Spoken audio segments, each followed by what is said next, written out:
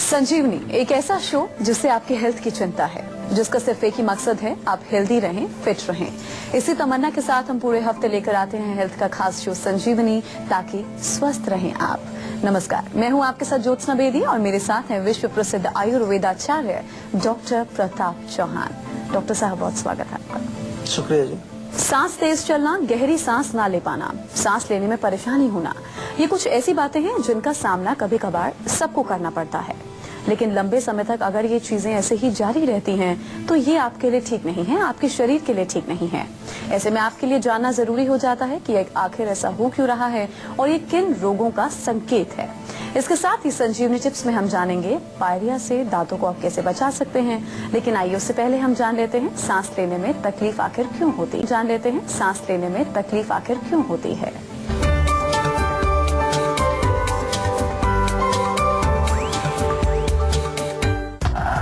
सांस लेने में होती है दिक्कत, सीने में होता है दर्द, बनी रहती है सुस्ती, लगातार आती है खांसी, तो हो जाइए अलर्ट। आयुर्वेदिक उपाय देंगे राहत की सांस।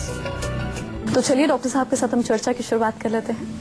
डॉक्टर साहब, सर्दियों के मौसम में बहुत सी तकलीफें हैं, बहुत सी परेशानियां हैं, बहुत सी बीमारियां हैं जो हमें परेशान करती हैं जी। उसमें से एक सांस लेने की तकलीफ जो है वो मैक्सिमम लोगों को होती है। तो कठिनाई आखिर होती क्यों है सांस लेने में, सबसे पहले यही बताइए।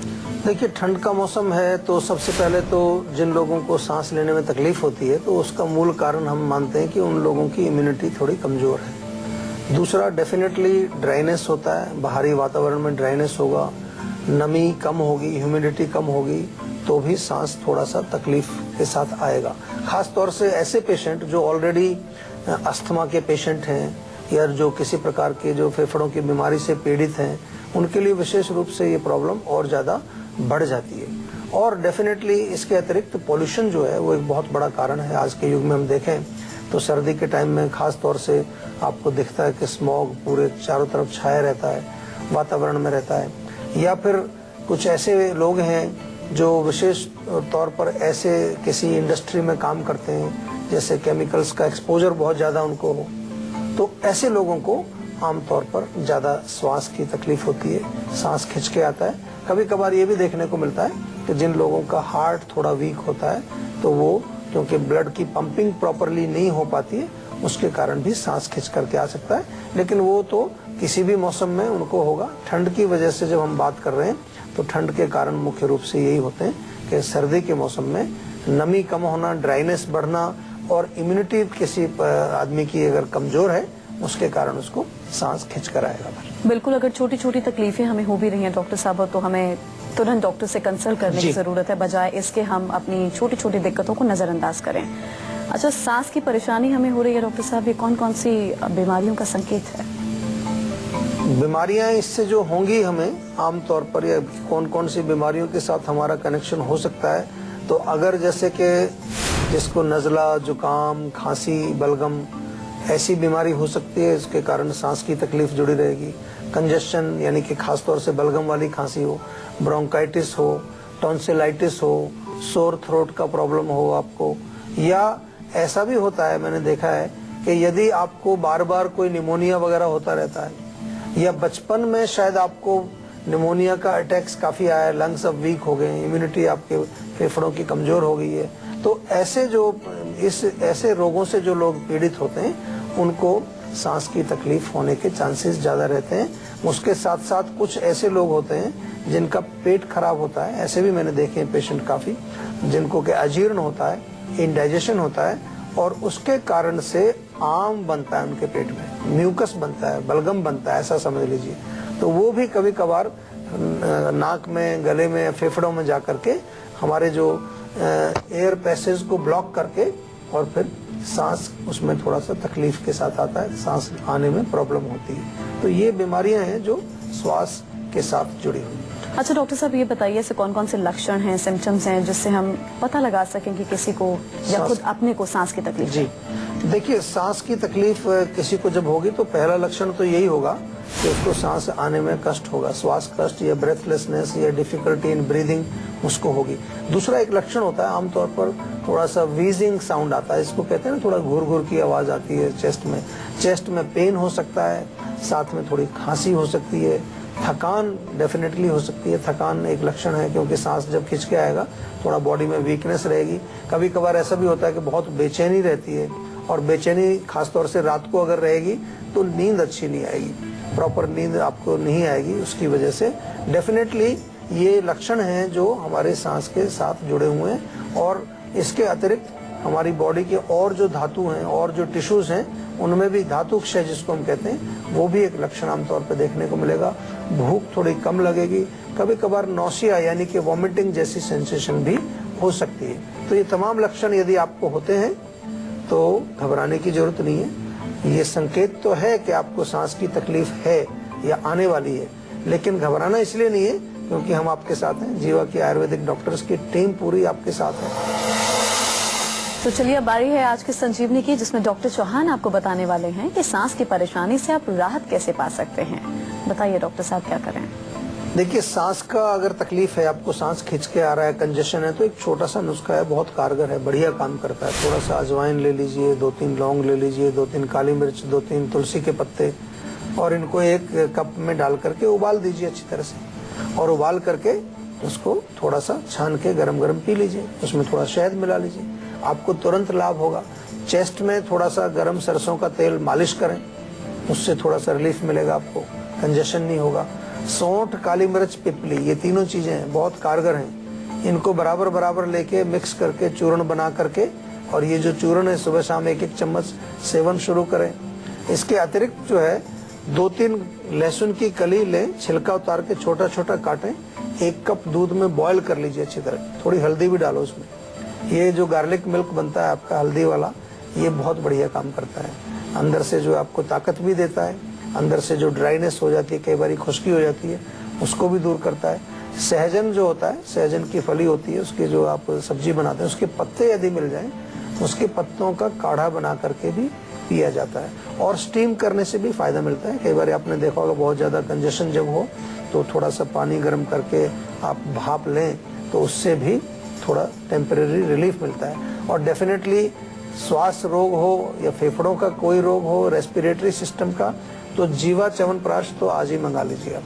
बहुत बढ़िया एक टॉनिक है आपके रेस्पिरेटरी सिस्टम के लिए। रोज सुबह शाम दोनों टाइम उसको सेवन करिए।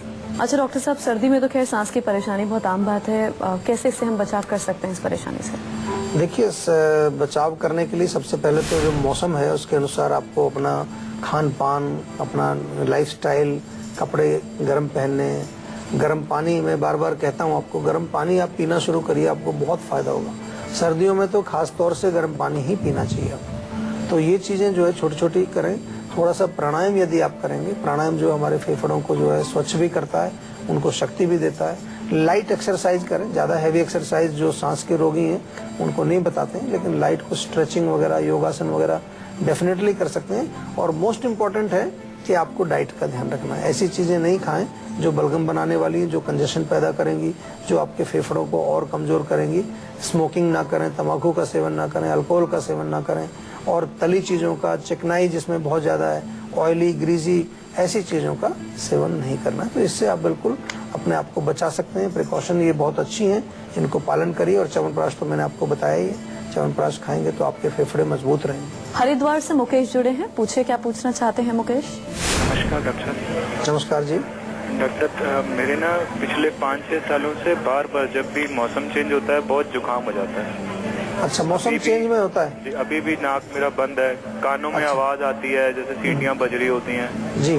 बहुत तंग हो जाता हूँ डॉक्टर साहब, क्या करूँ कुछ नहीं समझ आ रहा, बहुत दवाइयाँ खा ली। नहीं, देखिए, दवाइयाँ तो खा लेते हो आप सभी, लेकिन मैं आपको एक ही चीज कहता हूँ, पहले ये जानने की कोशिश करो कि क्यों होती है प्रॉब्लम। चेंज ऑफ सीजन में आपने कहा कि हर बारी चेंज ऑफ सीजन में होता है, तो सीधा सा संकेत मिल रहा है। हमने कितनी बार इस टॉपिक पर भी बात की है, चेंज ऑफ सीजन पर, कि चेंज ऑफ सीजन में हमारी बॉडी जो है एक सीजन से दूसरे सीजन में ट्रांजिशनल पीरियड में है। बॉडी की इम्यूनिटी कमजोर होती है, और कुछ लोगों की नेचुरली इम्यूनिटी कमजोर होती है, नाक, गला, फेफड़े कमजोर हैं, तो इम्यूनिटी को स्ट्रांग बनाइए।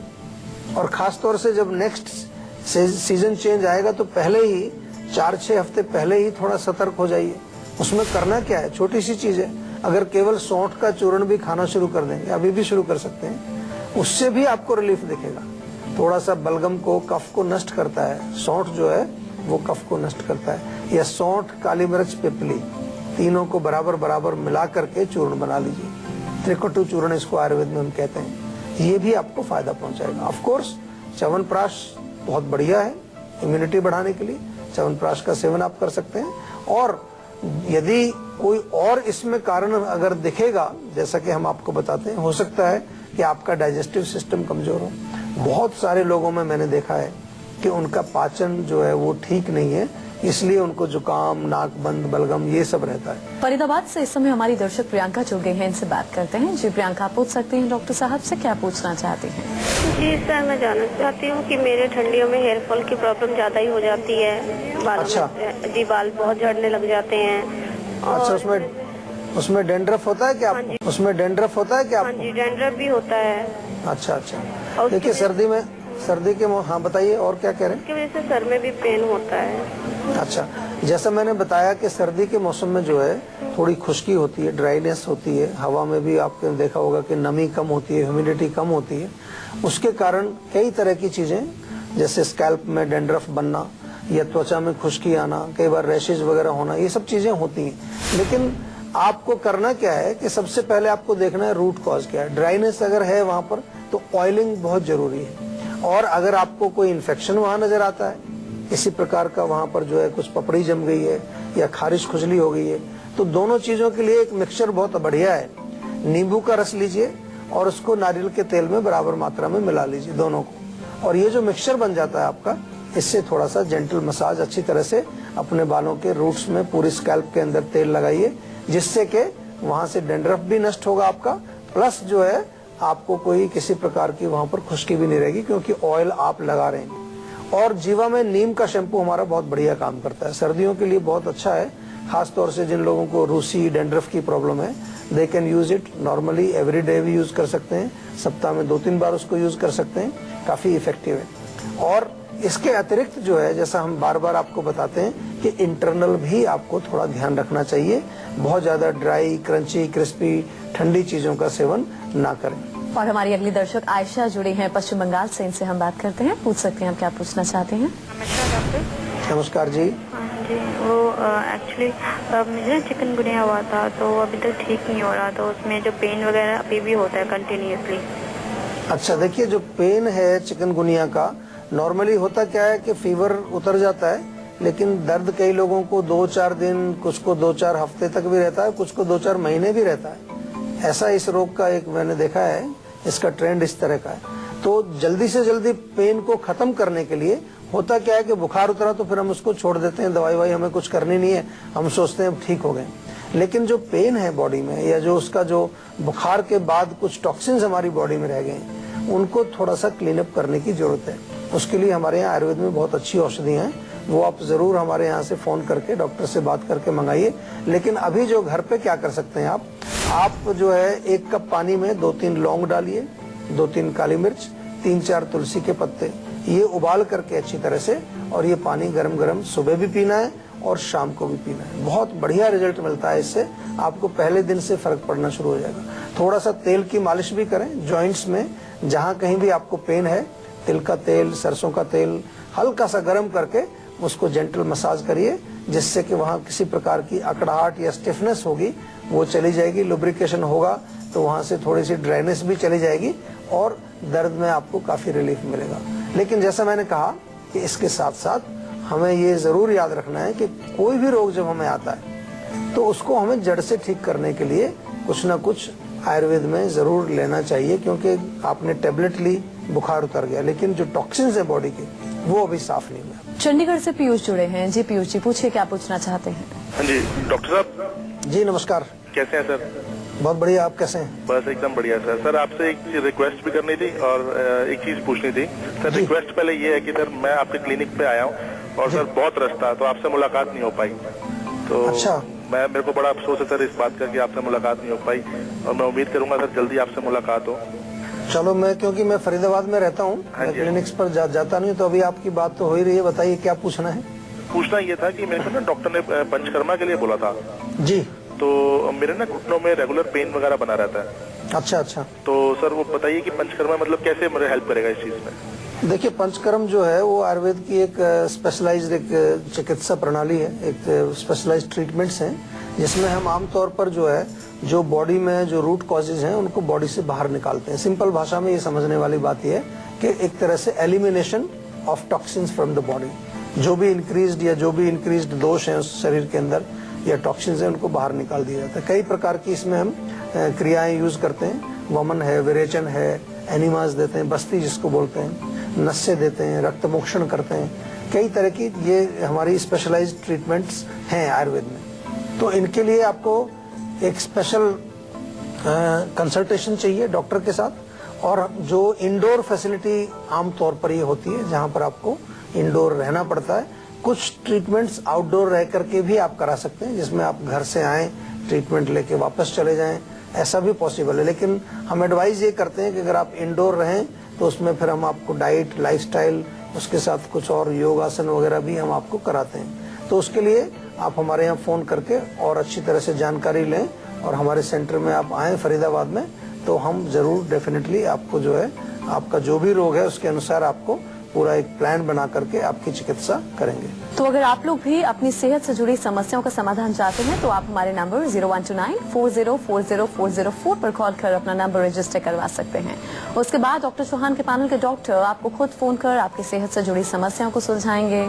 इसी के साथ यहाँ हम रुकेंगे एक ब्रेक के लिए। ब्रेक के बाद बारी है संजीवनी टिप्स की, जिसमें डॉक्टर साहब से हम जानेंगे पायरिया से दांतों को आप कैसे बचा सकते हैं। लौटेंगे एक ब्रेक के बाद, आप देखते रहिए संजीवनी। बारी है संजीवनी टिप्स की, जिसमें डॉक्टर साहब से हम जानेंगे कि आप अपने दांतों का बचाव कैसे करें पायरिया से। बताइए डॉक्टर साहब। देखिए, जब आपके दांतों में पायरिया है, स्मेल आती है, कुछ गम्स में प्रॉब्लम है, तो थोड़ा सा आप सरसों का तेल लें, उसमें थोड़ा नमक मिला करके उससे जेंटल मसाज करेंगे, बहुत लाभ मिलेगा आपको।